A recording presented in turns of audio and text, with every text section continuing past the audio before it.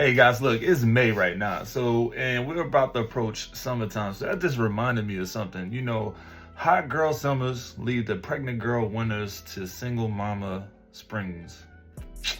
Other than that, guys, like the video. Let's jump into it. Okay, so this 18-year-old boy just asked me for my phone number.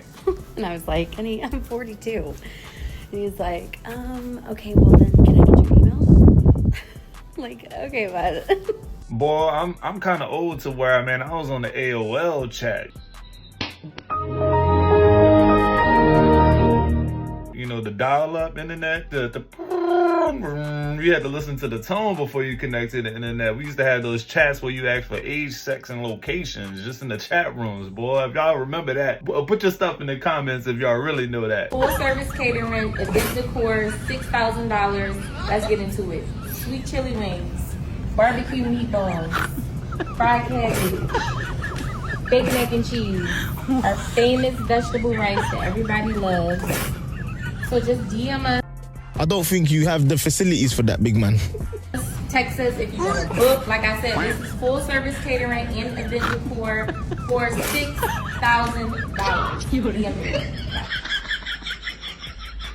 Hey, look, I'm not the one to go ahead and knock people hustles, but like $6,000, bro, you gotta know where you stand at, bro. This is not $6,000 worth of food, my guy. Like, I know the price of chicken is higher than giraffe nuts, but like, dog, $6,000? What else y'all doing for these $6,000? Y'all got the DJ, the bar. This look like microwave macaroni and cheese. Like, I don't know.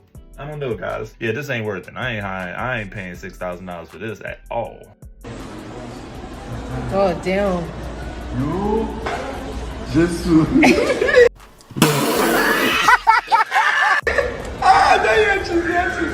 God damn.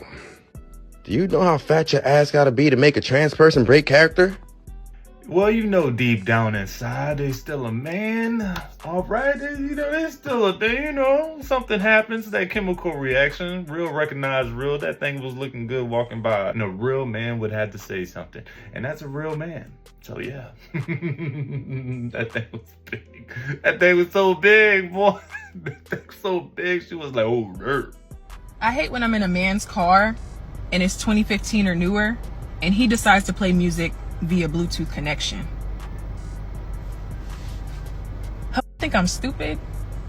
I know this got CarPlay. Plug the phone up. Cause like now I feel like you're trying to be sneaky and I don't like that. Whose name don't you want to pop up on that screen when they call? Why are we in a 2018 Challenger and you're playing music via Bluetooth? I have CarPlay. I know it takes way more effort to connect to Bluetooth than it does to just hook your phone up and play the music via Apple CarPlay. Plug the phone up. Let's see how many missed calls and messages you have. Like, cause y'all think y'all slicker than grease and I don't like that. Plug the phone up before I grab the wheel, hit a hard right and run us off the road. Stop playing with me. I ain't gonna lie, dog. She might be on to something, fellas. Like, y'all need to be careful, bro. Like, I didn't know that was a thing. So if you plug in your Apple Play, like, all kind of stuff start popping up, bro. Better be careful, dog. I just thought it was a convenience to go straight Bluetooth. You get what I'm saying? You don't have to worry about the wire and all this stuff, but she might be on to something on her end. She just be wanting to look. So guys, look, be careful. Don't plug your phone up. If you like Bluetooth, Bluetooth should be a convenience, right? I get it. Apple CarPlay, the Google Play, that's something else, but I just don't get it, bro. I just don't get it. You're gonna get yourself caught up, dude. At this point, bro, look, do not disturb when you in the car, bro. We listening to shit. If you was really down bad, you putting in the CDs at this point. Bring back the CDs so you can cheat, fellas. I'm just joking, dog. We don't do that. We just joking. I'm homeless, and this is how I date. I shower and get ready at the gym, and then I take my stuff to storage since it's not that far. I Uber to and from the date, even though they usually ask to come and pick me up. I don't mention being homeless until the second or third date, but it hasn't been an issue so far. If you have a problem with me dating, just remember I'm homeless by choice, and unlike you, I don't have any rent to pay. Yeah, I had to pretty much hit her with the same stale face. Look, nah, this is genius when you're desperate. Like, this is genius when you don't have a real place to stay. But this is just temporary. Why are you dating out of the gym anyway? Why? Why are you doing this right now and expect a man to hold you? You gotta get yourself together, bro. This just screams you're not doing enough to keep yourself together, bro. Like, this is supposed to be temporary. That's all I'm saying, bro. We in hard times. I love the idea if you're desperate and in very, very, very hard times, but like, you're making this a lifestyle. What is the ultimate goal here? Bro, you get what I'm saying? Like, that's not a win situation. What happens if a man want to come home and clap some cheeks? What, he's gonna go do it on a bench set? Huh? He's gonna go do it on the elliptical? Y'all gonna be taking a walk together on the treadmills? Like, well, what are we doing here, bro? I know Planet Fitness got TVs. He's gonna have to watch the game on the bench set. Like, I don't get it, dude. Like, how's this fun? Why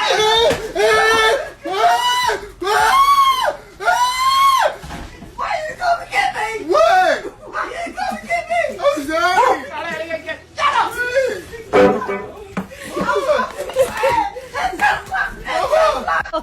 I don't need you probably out now because you done brought the whole end of it out. You got me? Man, homie was deep in there sleep. He was sleep. But my God, dog, if you had living at home with moms and you forgot to go get her from work, you know you was about that shit. She done pulled out the broom on you and everything in front of your girl. He was genuinely scared. Like, I'm thinking that he always gets the broom. You know, moms always have that one weapon of choice that they use against you. That boy got the broom and his whole life flashed before his eyes, dog. For me, when I was growing up, man, I ain't gonna lie, I had to go get the switch, man. My mom was like, go pick your own switch. I'm like, God damn. So you know what you gotta do? You get the ones that kind of dry but not too thick, so when it hits you it breaks off so you don't get hit again. You never get the wet switch, bro. That gonna hurt, bro. That ain't gonna hurt. Damn, yeah, dog. You gonna have to get up on that house, man. You smashing inside mom's house and you can't go get it after work, or yeah, you gonna get your ass bust. That gets you fucking faster than anything. All the money in the world, I can't call on you? I don't give a until I call and need you and you there for me. That's what sets you the fuck apart. When I say I need and you got, when I say I want and I can have, when I ask and receive, reliability. Show the fuck up. Like, I don't know, this shit just do something to me because it ain't never too many people I could call on. If I say such and such, it's handled. That get you fucking, I'm not gonna hold you. That get you fucking faster than anything. All the money in the world, I can't call on you? I don't give a fuck. You can have all the change, you can have the watch, you can have all that. You're not fine to me. Like, you ain't even attracted to me. The pussy don't get wet unless I could call on you. Cause that, just call a man. Just, where you at? Like, I need some air in my tire. I don't know. Dude, that $245 worth of quarters get you fucked on my mama. You don't even gotta have no money on it. This could be a broke. Niggas be thinking this shit about money. This shit is about reliability. For real. I don't know. That's just me. I can't speak for other bitches. But put some air in these tires. Put some oil in this motherfucker. I don't know. Vacuum my shit out, you might get the. I don't know. So you saying, man, the quickest way to the draws is being reliable? Is that it? Is that the guys? What do you guys think about that? Always be available and reliable. It's the quickest and easiest way to get to the draws. What do you guys think about that? Is that capping right there, bro? Cause like, man, you gotta be broke, fam. If you need your oil, if you need a flat tire, and I'm a guy that needs to go ahead and be there to help you with that tire, but I don't have a car. I can't afford a car. I can't afford to get there to you, bro. Does that help? Am I still clapping tonight? You get what I'm saying? Like, is it that? I get it. I get what you're saying. More reliable, consistent, but it can't be just that. I feel like, you know, that's something in addition to what you might like. But obviously, you're saying all these things that a man has to do that ultimately comes down to him spending money if he needs to be reliable and there for you. You get what I'm saying? Men aren't too much emotional creatures. We could listen. All right, call me. Yeah, call me. I'm gonna listen to your woes. Like, I'll be there. Be the, you know, the shoulder you can lean on, the ear that you can tell. But look, at the end of the day, you can't be super broke and try to like hold me account, you know, think that I'm reliable and I can show up and can't pay for anything. You get what I'm saying? I still need you to pay for stuff. Am I still gonna clap? That's the question, bro. Is this cap or is this facts? If you really want to know why men believe that women love dangerous men and aggression and all of that, just look under prison talk. and look at the comment section. There's a lot of desperate women just willing to open their doors and their legs for prisoners because they find the prisoners attractive. Yeah, so I believe men do have a justifiable reason as to why they believe women do want to get their butts whooped or anything like that, because women do promote dangerous men like they're attractive. Or just look at prison talk. It's crazy, y'all. Look under the comment section. Look, man, if you're gonna date a man straight out of prison, bro, you got low self-esteem and you just having bad relationships with people in I would say the real world. You're not dateable, all right? And it's not a bad thing. I mean, it is a bad thing because you're seeking love in the wrong places, I would say. But like, you're filling yourself with false hope. Why would you go to a man in prison and think that as soon as he gets out, it's gonna be all good? I'm pretty sure there's some success stories there, but like, do you really think you're gonna build this phenomenal relationship based off of whatever's happening in the phone? Like, I mean, maybe a few cases, right? But on average, I don't think it's gonna work out, man. Them dudes in there really know what's up, bro. They not in there just for any old thing, and they're probably changing their lives around. They're looking for false love. When them boys come out, man, them boys not looking to settle down right then and there. Come on, unless y'all have some past relationship, used to be married or whatever. But we know what time it is. All right, they telling you everything that you want to hear over the phone, and you falling for it. You love it. You sending them, you filling up their commissary. They gonna tell you whatever they want. They gonna tell you that they want to marry you. Shit, they might even marry you while they're in there and wait them 5 years to divorce. Them boys no game. They no game, bro. And that's crazy because you don't. And look, for y'all that, you know, for the women that say they have these experiences and it doesn't end up good, yeah, you gotta blame yourself at this point. Blame yourself. Did y'all see the story about the woman who dated this man for 5 years, living rent-free the entire time, and was secretly plotting against him? When I tell you the men are going off in the comments, let me tell you what the fuck really happened. So the girl name is Chenise, right? Now, Chenise has been with this man for 5 years, okay? They got kids together, and they share this cute little townhouse. From the outside looking in, you'll think, okay, they happy, they're a family, they stable. But baby, if only they knew what she knew. And the wild thing is, hell, he ain't had no clue either. Girl, you don't even know how deep this shit finna go. But I'm finna take you with me, because this ride is wild. When they first started living together, he told her that he did not want her to pay no bills at all whatsoever. He had all of that, and he was gonna hold the household down, okay? Now get this, Chenise was not a stay-at-home mom. She actually had a really good job, and she had a boutique. And instead of her spending money on bullshit, she actually had a plan. Now, friend, you know some woman would have took that damn money and chopped it up, spent it, living free, all of that. Not Chenise. Chenise said bet, and sis started stacking. But quietly and strategically. Pay attention. Girl, how about she opened up 2 bank accounts that he didn't know nothing about? And oh, you remember that time they had all those programs that was paying rent? Their rental assistance? Oh yeah, she applied for that and got approved, but she didn't tell him. All the while, this man is still handing her money for the rent, and rent been paid. And she pocketing all of it.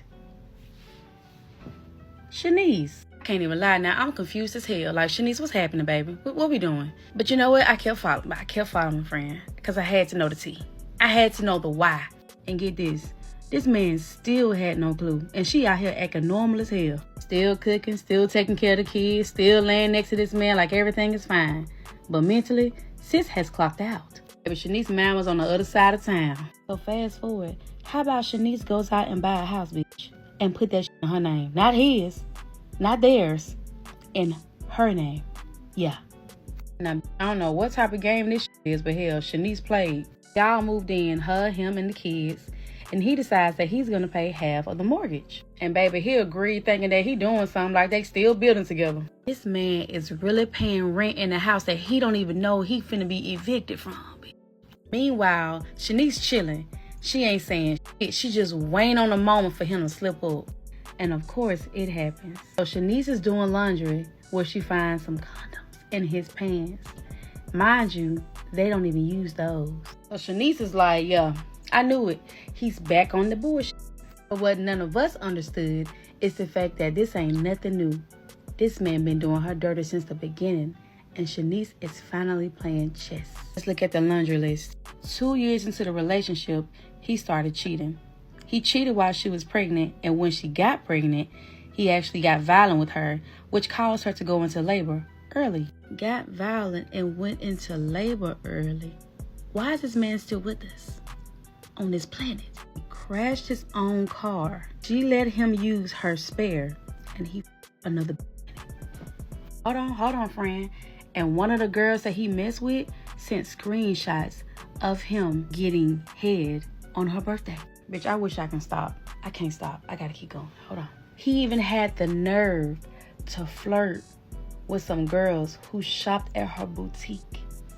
Yeah, his was buying clothes from her boutique. And there were videos, multiple videos of him and his friends running trains on these women.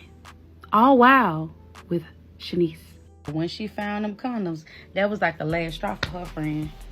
I mean, this girl put that man clean out, okay? No car, no home, and no backup plan. And he had to move back in with his people. Meanwhile, she's enjoying her new 4-bedroom home, fully paid with a garage, some land, and she's now making $68 an hour on her new job. She even told us that 2 months into them talking, she gave him $4,000 when she learned that he f***ed up a bag on her way to Cali. And because she was pregnant, she figured that shit, we locked in, so we might as well be locked in, right? Chenise said she really loved this man. Like, she was so in love with him, and she was so hurt for so long after all the things that he had done to her. And it just made her go into a rage and just say, you know what? Like, I'm not even finna, like, act a fool. I'm not even gonna get out of character. I'ma just get him back in the best way that's gonna benefit me and my kids. If it was me, what I would have done, I don't know, friend. I'm gonna be honest with you. Like, I have a low tolerance for cheating. So, like, the moment I found out he cheated on me the first time and made me go into labor early, oh, he would have been done for. Relationship is done. I don't care about none of that shit. But I'm really curious to know, like, what y'all think about it? Was she wrong? Would you have done all of this? Was it necessary? Do y'all think it was worth it? I gotta give it to her, though. Chenise definitely did her big one, y'all. What y'all think? Yo, at the end of the day, this relationship was built on bad intentions, dog. Like, straight up, man. Like, it is what it is, dog. You wanted to help your girl out, man. She was over there just, like, thinking, I'm gonna use this opportunity to save, stack, and buy a whole house with the intentions of just going to get a house and not worrying about you at all. She didn't think of you long term. Okay, life happens. Curveballs happen. She got pregnant, and you just did your thing. Y'all already now in a toxic part in your relationship, right at that 2 to 4 year mark where all relationships are challenging, bro. I'm just telling you, when you're in the year 2 to 4 years in your relationship is the most challenging with your girl. Like, it just is, bro. Like, you start contemplating all kind of stuff. Either it's gonna work, it's not gonna work. You're gonna start seeing early signs. People start changing up, man. You fall out of that infatuation phase and you start to get into the stage where can you see this person long term, okay? So if it's not marriage right now, man, and y'all still just kind of dating, you're gonna hit some bumps in the road for sure. And that's what they did right there. But this seems like it just grew into a toxic relationship. And whole time, man, you over there taking care of her financially while she was ultimately setting herself up for success for the long run. I don't know what else to tell you, dog. You get what I'm saying? Y'all could have built an empire together, but nonetheless, y'all just wasn't on the same page, bro. So I don't know what to say. I don't want to say, just be careful, man. All right, just be careful. If you're paying for everything in the beginning and she's not stacking, saving, or doing something with that money that can benefit both of y'all, then why let her do it? Like, why are you just doing it for what reason? What's the goal? If you paying absolutely 100% of everything and she saves 100% of everything, and it's not for the benefit of you both, either to put down on a house for the both of you, car, paying off credit, what is she doing with it? What is she doing with it? Like, what is it for? Meanwhile, you just working your life away for what? Where's the benefit in that? Like, you gotta just think about that sometimes. So my boyfriend and I broke up, but we still lived together for 5 months after the breakup. And we also worked together for 5 months after the breakup. So we were living in a 2-bedroom apartment, which was perfect. So he had his own bedroom, I had my own bedroom. But when I tell you, this man literally changed like the trajectory of what I expect in a man. I'm trying to have Zazu hang out with us, but he is so type A. Like, he does not like mess. He doesn't like filth. He hated dishes in the sink. He hated a dirty, like a wet sponge in the sink as well. If anything, he was the one that actually took care of the house way better than I did. He was also just a respectful guy. Like he actually respected boundaries. He wasn't trying to, you know, infiltrate my room to try to get some pussy, like never. He's also very introspective and he knows how to be alone. Like he's very, very comfortable in solitude, which I think helped with us kind of having our own lives even while we were living together. He never required validation from external sources, which meant when the relationship ended, we made it very clear, like we're not bringing anybody over, but he also wasn't interested in that. He was like, okay, now that the relationship is over, I'm gonna focus on me, which is insane because I feel like a lot of men, you know, just go out and like everybody. I know this sounds really weird, but because we were both independent of each other, we actually were still able to hang out, watch movies together, do all those things without it being awkward. And also it was very convenient for me at the time because I was hardly paying anything. I wasn't paying any of the bills, had no idea how much anything cost, and I was paying kind of like a small portion of the rent. So obviously convenient. And like ladies, you know, when a woman is done, she's done. So like there wasn't any more exploring of that. Anyways, all that being said, whenever like women either complain about their boyfriends or women complain about men just being like filthy and stupid, I'm just like, not all of them. Now, emotionally speaking, we weren't perfect, obviously, and like I still, I think, struggle to see like red flags immediately in men. However, all that being said, he was a really great, like, what's the word? Exemplary boyfriend to have. Bro, let's just keep it real, man. Y'all only made this happen because y'all financially, it was the financially best decision to do that because y'all didn't want to split up and have to worry about a place to stay, split up worrying about, you know, that unpaid, that broken lease to be on your credit and them hounding you down. Like, that's exactly what it is. All right, that man knew what time it was. He focused on himself just like any man would probably do, like get better and get better. He had the personality, the type to do it. He didn't have to worry about going out and, you know, not coming home. He was able to, you know, keep it mature and respect you. But at the end of the day, y'all just did, you did that and y'all did that for the best financial decision. That's exactly what that is and what it sounds like. And it looked like you really won because you didn't have to clean the house, you barely had to pay any bills, and you probably was outside doing your own thing, getting, you know, dating other people, getting smashed when you wanted to get smashed, but you just couldn't bring them home. Is exactly what it was. So, hey, wild story, guys. That's what I'm saying, dude. Both these back-to-back stories is like these dudes are just paying for everything to no benefit at all. And I'm not saying that's always the case, but like if you're gonna do it, just make sure on the opposite end, what she's doing it for and working for is actually something for the long-term good for the both of y'all. Charleston White said it himself.